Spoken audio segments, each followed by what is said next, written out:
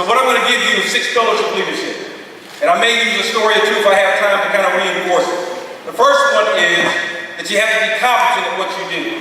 That's why you're here this week. You want to make certain that you do your best job every single time that you go out, whether it's in drill work, in the meeting rooms, or wherever it might be. You have to be competent.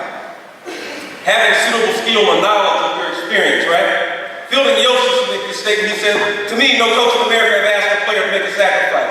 He asked that he do just the opposite. To live clean, to come clean, to think clean. To stop doing all the things that hurt you mentally, physically, and morally, and start doing the things that make you keener, finer, and more competent. That's what this experience is all about. Guys that are interested in making it to the next level, whatever that might be, Division 2, Division 3, Division 1, you're going to have to prove yourself. You're going to have to be really competent at what you do. In the book Outlines, Caldwell talks about, in order to be a true professional, in order to be an expert at what you're doing, that you have to make certain that you put in about 10,000 hours of work. You guys got a lot of work to do in that regard, right? You got to commit to being an expert.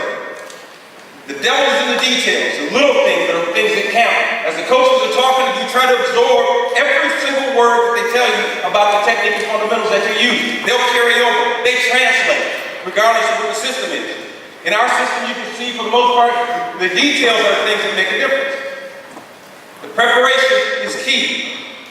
So a personal weekly schedule. I've been doing one of these since I was in 8th grade or so.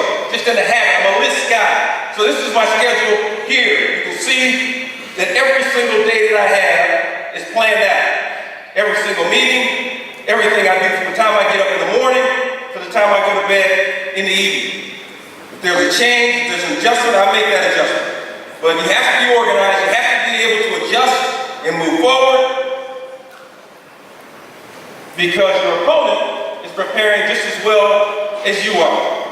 In our particular case, we not only scout the opponents, as you can see, we look at every single phase. Some of these looks you guys are probably familiar with, but we also scout ourselves to make sure that our opponent knows, or we know exactly what our opponent's looking at.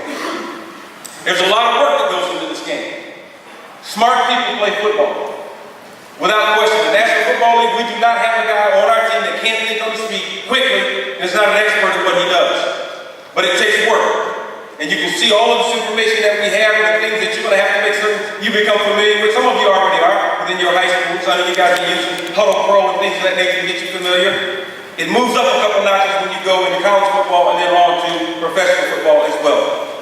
So we have detailed preparation because we can predict the behavior from our practice sessions. We can get a pretty good idea of what's going to happen come game time, right? It's dynamic, it's constantly moving, and it's not static.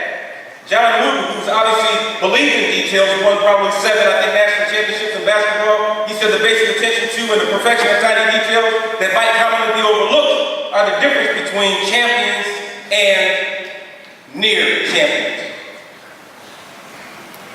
Humility is the next one. Why the mighty fall? Jim Collins did a great study. He looked at a number of different companies across the United States and found out he matched successful companies with unsuccessful companies. He wanted to see why they failed. The companies that excel matched humility, professional will, compelling modesty, workmanlike diligence, and more plow horse than show horse.